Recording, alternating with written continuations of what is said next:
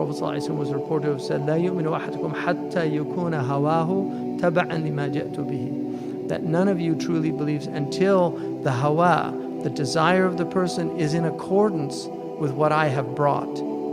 So initially you have to struggle with that. But once the sunnah becomes your habit, it's your want, you've habituated yourself to following the Prophet's guidance, then you have the malaka of virtue. And so your hawa now is in accordance with what he desired. I was with a man once who now apparently lives in Arizona and has a coffee shop, but I was thinking, somebody was telling me about him yesterday, but I remember he had just become Muslim, and that somebody offered him a date, and he said he didn't like dates, and the person offering him a date said, oh, the Prophet loved dates, and he said, oh, I love dates, and he took the date and ate it, and that is the way we should be with the Prophet ﷺ. Even though you don't have to follow what were those things that were cultural to the Prophet ﷺ. There are certain things that are cultural. They're not really sunan. They're cultural things. But people who love the Prophet ﷺ will even follow those things. So the Prophet brought us this amazing tradition, and so we should love it. And our hawa, our desire should be in accordance with it. ولذلك يحتاج الإنسان أن يقاد في مبادئ أمره إلى مصالحه بضرب من القهر. And for this reason, the human being should be led in the beginning of his affair to these benefits with really a type of coercion. In other words, you should coerce yourself. It's not from outside. لا إكراه في الدين. You can't coerce people to virtue. I mean, obviously your children, you have some level of you can compel them to a certain degree, but in the end it's much better to get them to love things, because as a wise Greek said, that things that are learned through compulsion never stay. They don't stay. And that's why, one of the things that Dr. Cleary said was very interesting. He said about that verse, La ikraha fi deen, he said true religion comes from the heart. One should not feel compelled to pray. One should want to pray. And that's really when the religion has become real for you. It's no longer this thing that you have to do. It's the thing that you want to do. It's very different. La ikraha fi deen. So he says initially, and this is why the Prophet said, Ya ajaban liqawmin yuqaduna ila al-jannah bis-salasil. So this is about a group of people that he knew would become Muslim, and he saw them. They were prisoners after the battle, and they were not tied up, and he laughed when he saw them. I mean, and the Prophet did not laugh qahqaha. The Arabs call it qahqaha, yuqahqihu, like ha ha ha. The Prophet, his laugh was a smile. And even you rarely saw his nawajid, the molars, those front molars. But usually he would smile where they said they could see his canines. So he was smiling, seeing these people, and one of them thought, why are you, these people are in tribulation, why are you smiling? And he said, ajaban, like it's wondrous to see people that are being taken to paradise in chains, because he knew they would become Muslim. So even though they were opposing him then, he knew that they would become Muslim, and so he just saw that. And that's why Ibn Ata'illah, one of the things he says in the Hikam, he says that if you don't come to Allah with ihsan, right, then He will bring you with salasil al-imtihan, the chains of tribulation. Like if you don't go to Him from His ihsan, He will give you tribulations in your life to drive you to Him. So it's always better to go from His ihsan, like because His ihsan is so immense, and just out of gratitude.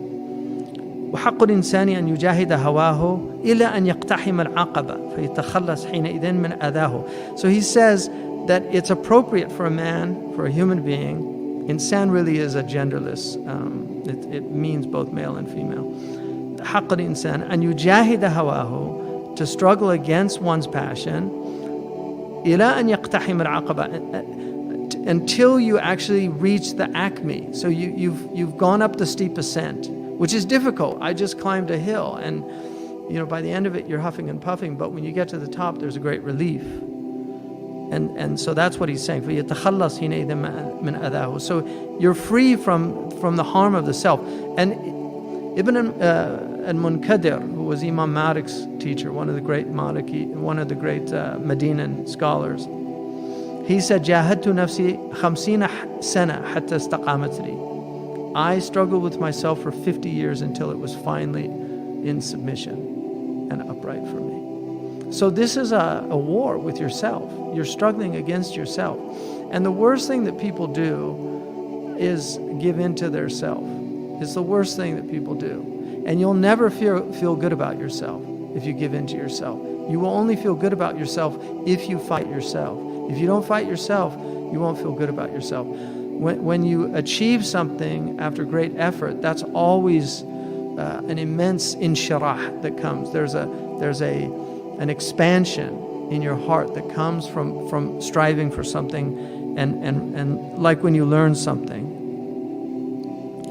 So then he says, لِلنَّفْسِ نَظَرًا. So the nafs has two,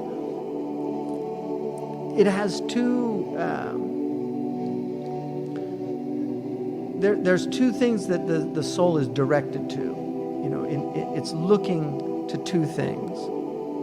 نظر إلى فوق نحو العقل. It's either looking upward towards the intelligibles. ومنه تستمد المعارف وتميز بين المحاسن والقبائح وتعرف كيف تتحرى المحاسن وتتجنب القبائح. And from that it's able to master, draw from these sciences and knowledges, and also distinguish between what is good and what is evil, what's ugly and what is beautiful. And then also to know how to seek what's beneficial and to avoid what's harmful, to seek what's beautiful, to avoid what's ugly, to seek what's virtuous and to avoid what's vicious. So and then the second perspective, إلى تحت نحو الهواء. It's looking at down. So it's a downward. One's looking upward, one's looking downward. And so he says, وَبِهِ تَنْسَى الْحَقَائِقِ. And because of this, the soul forgets the realities. It forgets those higher things.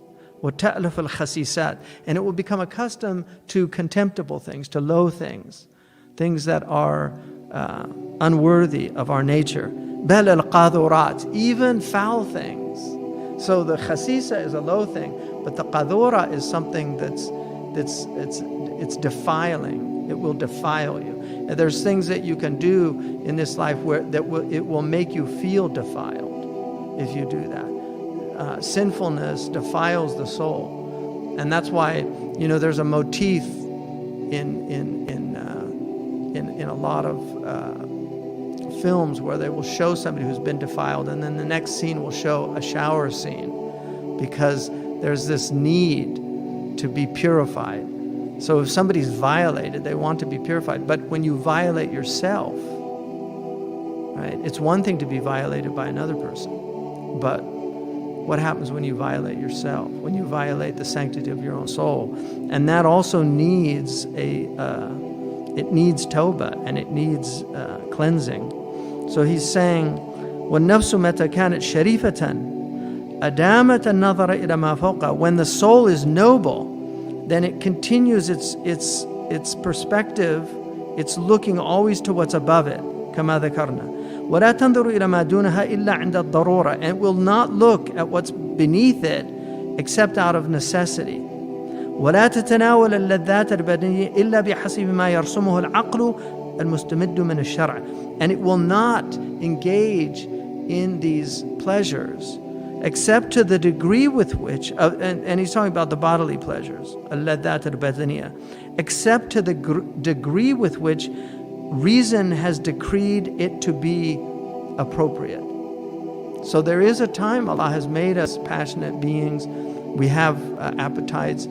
They're important, and through it we sustain through food we sustain our bodies. Through intimacy we sustain our species, and also take respite from the dunya. So this, he's not saying that we're not like these sannyasis or the monks. The Prophet said, "La rahbaniyata fil Islam." There's no monkhood in Islam. The Prophet ﷺ, he said, "My sunnah is to marry. I